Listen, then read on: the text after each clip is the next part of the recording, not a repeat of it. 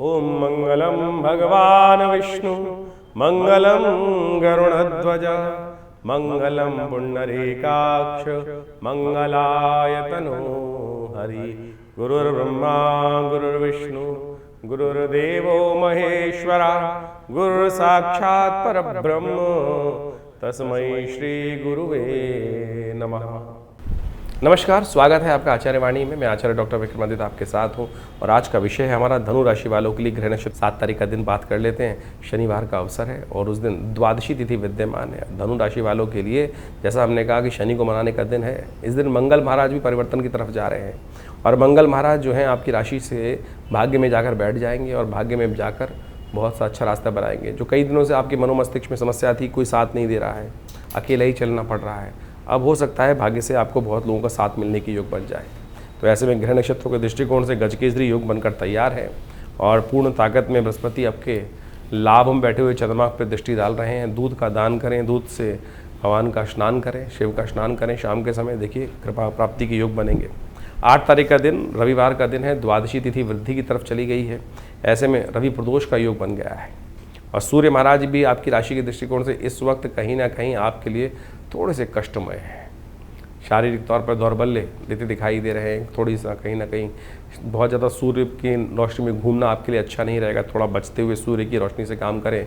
इस वक्त सूर्य महाराज जिस प्रकार का योग बना के चुके हैं और साथ साथ अब आगे जा रहे हैं, वो कहीं ना कहीं अभी तो अपने रुद्र रूप में ही विद्यमान है। तो ऐसे में सूर्य को थोड़ी ताकत देने का आपको प्रयास करना चाहिए, सूर्य को शांत करने का प्रयास करना चाहिए।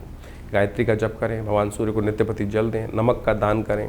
सर्वार्थ सिद्ध योग भी इस दिन विद्यमान होगा, उसका लाभ लें। लेकिन शनि प्रदोष भी बना हुआ है, रवि प्रदोष का योग है। हो सके तो गंगा जल से भगवान शिव का अभिषेक करें, वो आपके लिए कल्याणकारी रहेगा।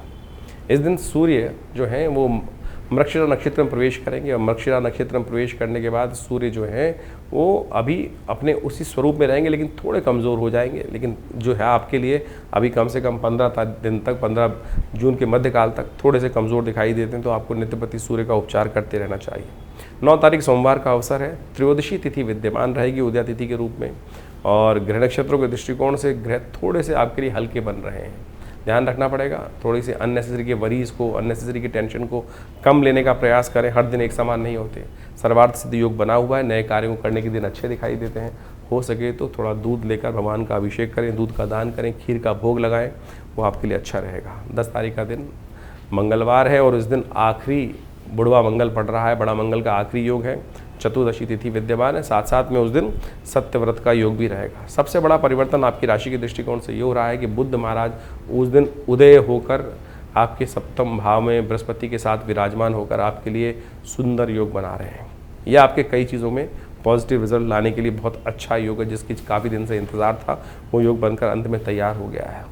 आखिरी बुढ़वा मंगल है, कोशिश ये करें इस समय में 1 वर्ष बाद फिर ये जेठ का महीना आएगा। तो ऐसे में हो सके जितना भगवान का सुंदर स्तवन करें, हनुमान जी का पाठ करें, सुंदरकांड का पाठ करें, हनुमान चालीसा का पाठ करें। यदि नहीं कर पा रहे हैं तो विवेकानंद योगाश्रम में इस दिन बड़ा कार्यक्रम रहेगा, साथ साथ उसमें यज्ञ भी रहेगा हनुमान जी के निमित्त और साथ साथ बड़े मंगल के दिन, आखिरी बड़े मंगल के दिन भंडारा भी है, सुंदरकांड का पाठ है, हनुमान जी को चोला चढ़ेगा। आप भी अपने नाम से यहाँ पर आकर उस कार्यक्रम में लाभ ले सकते हैं। फ़ोन नंबर पर संपर्क साध सकते हैं।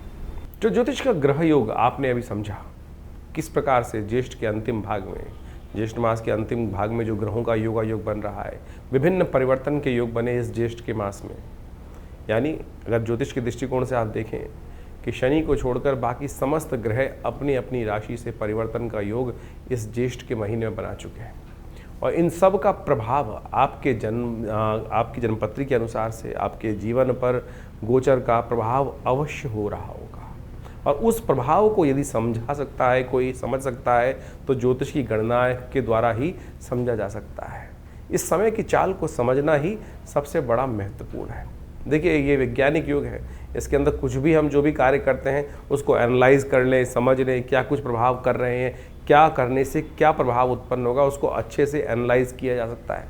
आधुनिक विज्ञान ने यही समझाने का प्रयास किया और ज्योतिष विज्ञान भी आधुनिक विज्ञान के साथ साथ उन दैविक योगों को आपके मत में, आपकी मति में, आपकी बुद्धि में डालने का प्रयास करता आया है कि क्या ग्रहों का प्रभाव किस प्रकार से आगे आने वाले समय में होने वाला है और उसको समझकर जो बुद्धिमान व्यक्ति उसका लाभ उठाने का प्रयास करते हैं वो जीवन में सफलता को प्राप्त कर लेते हैं। भ्रांति करने वाले, अनेक प्रकार से कटाक्ष करने वाले इस संसार में सदा हैं, सदा रहेंगे ही।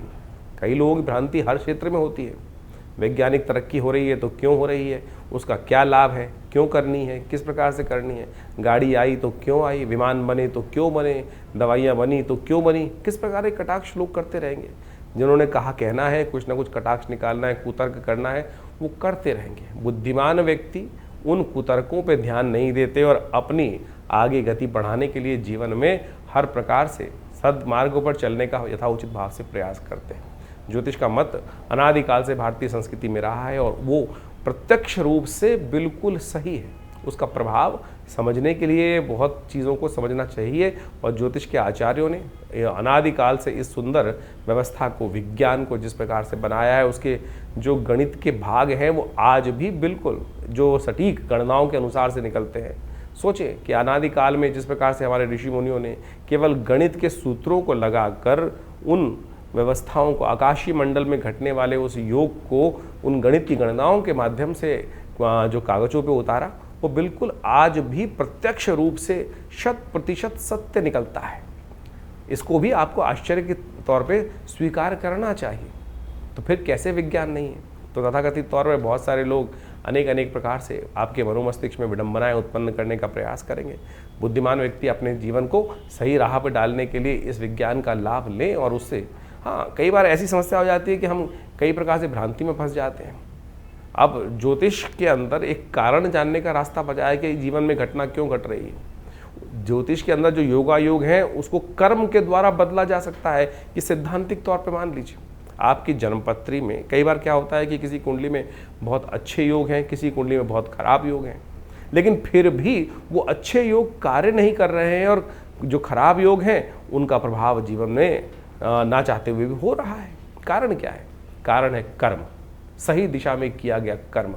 यदि देखिए आपकी जन्मपत्री जो है वो पूर्व अर्जित कर्मों के अनुसार का कर्मों का लेखा जोखा है। जैसे आपने एक वर्ष में कार्य किया, उसके अंत में एक बैलेंस शीट बनाई और उस बैलेंस शीट के अनुसार से जो भी आपका लेखा जोखा कार्य किया गया उसका पूरा प्रभाव वहाँ दिखाई दे जाता है। बुद्धिमान सीए जो होंगे, ऑडिटर होंगे, उसको देख के समझ जाएंगे कि इस व्यक्ति ने किस प्रकार का, इस कंपनी ने कैसा कार्य किया है और आगे आने वाले में कंपनी किस प्रकार का कार्य करने के लिए रास्ता अपना सकती है। लेकिन यदि आने वाले समय में उस कंपनी ने, उस व्यक्ति ने कार्य ही नहीं किया, कर्म ही नहीं किया, सोया रहा या नुकसान के सौदे कर लिए, तो फिर क्या उसकी बैलेंस शीट, पूर्व की बैलेंस शीट जो है उसके ऊपर कोई चीज़ें इस प्रकार से दायित्व डाल सकते हैं।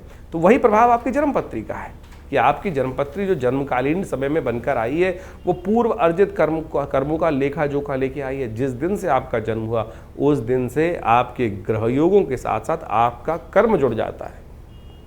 आप कर्म किस दिशा में कर रहे हैं। यदि सदकर्म कर रहे हैं तो वो पुण्यों का भाव से आपके शुभ कर्म जो हैं वो आगे आकर आपके जीवन में सुख का पदार्पण कर देंगे।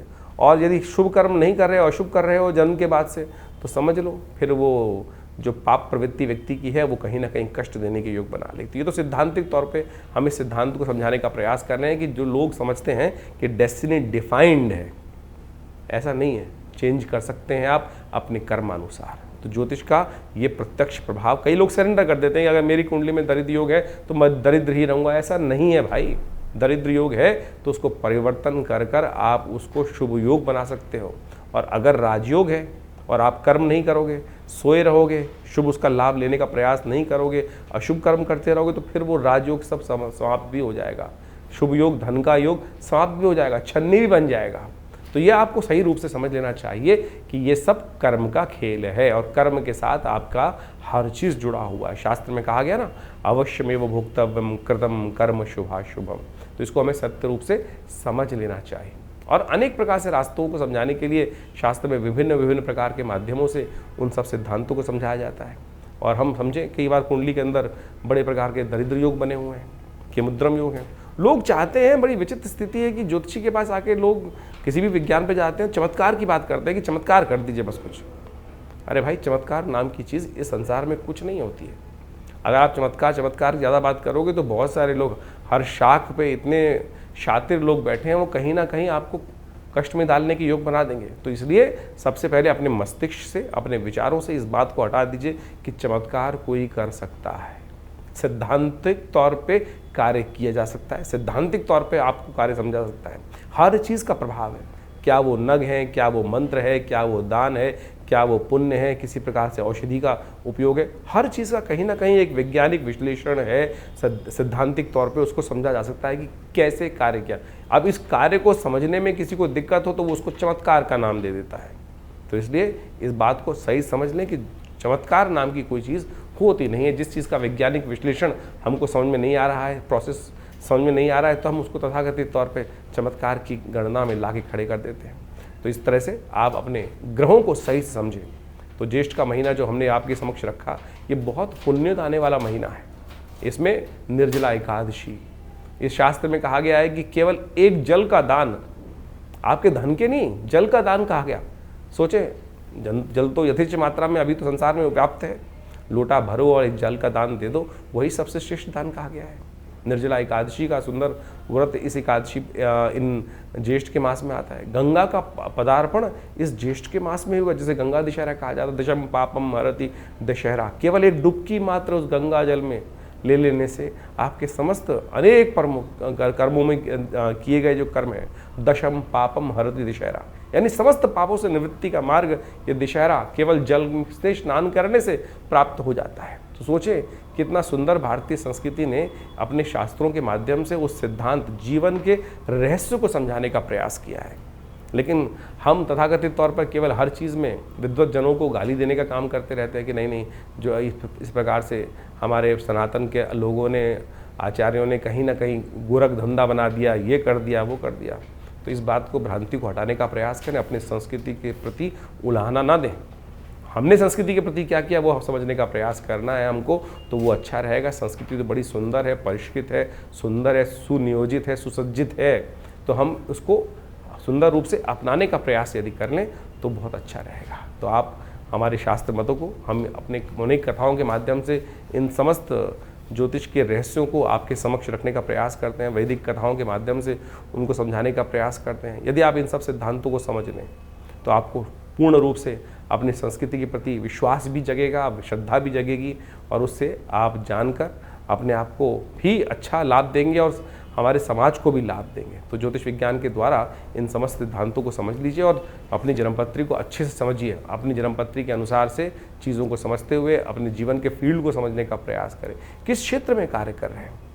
कई बार क्या होता है, हम जीवन में कौन से क्षेत्र के कार्य करने आए थे और कहाँ भटक जाते हैं। बचपन से ही, बाल्यकाल से ही हमको अपने जीवन के लक्ष्य को समझना चाहिए कि मैं किस चीज़ के लिए बना हूँ, मैं कौन से कार्य करने के लिए। नहीं तो क्या होता है, जीवन में व्यक्ति भटकता रहता है और फिर जाके 40-50 साल बाद उसको एक दिशा प्राप्त होती है। और यदि सही से कोई आचार्य मिल जाए, ज्ञानवान व्यक्ति मिल जाए, तो पहले से बता देगा भाई इस रास्ते पे चल रहे, तो इसके द्वारा सुंदर रूप से रास्ता बन जाएगा और कहाँ प्राप्ति के योग बन जाएंगे। देखिए आचार्य चाणक्य ने किस प्रकार से चंद्रगुप्त को ढूंढा और उसको लगाया, और कहाँ एक गडरी के घर में पैदा हुआ लड़का उस इतने बड़े साम्राज्य का अधिपति बना। तो इसलिए ये ज्योतिष के मत के अनुसार से, आचार्यों के मत के अनुसार से, उनके आशीर्वाद से हमें चलने का प्रयास करना चाहिए। और ये समस्त विज्ञान जो है, भारतीय संस्कृति का विज्ञान अपने आप में बहुत सुंदर है, और उसी का प्रतिपादन हम लोगों ने अपने विवेकानंद योगाश्रम में अनेक वर्षों से यहाँ शोध के द्वारा करने का प्रयास किया। हमारे आश्रम के द्वारा सदगुरु आचार्य श्री केशव देव जी के सानिध्य में रह के बहुत सारे विज्ञानों पर शोध किया गया, योग के ऊपर, मुद्राओं के ऊपर, मंत्र विज्ञान के ऊपर, यज्ञ विज्ञान के ऊपर, और सहस्त्रों किताबें, मतलब करीब 100 के करीब किताबें हमारे संस्थान के द्वारा से प्रकाशित की गई हैं। बहुत सारे अनुसंधान कार्य चलते हैं। तो आप भी विभिन्न समय पर विभिन्न यज्ञों इत्यादि में जो हम आपको सूचना देते रहते हैं, और उसके बारे में आप आकर जुड़ सकते हैं। और विभिन्न रूप से आश्रम की जो गतिविधियाँ हैं, अस्पताल है, मंदिर है, और साथ साथ यज्ञ इत्यादि की जो कर्म है, उनमें सब में जुड़कर लाभ लें। आपके जीवन में कल्याण का मार्ग प्रशस्त होगा। धन्यवाद।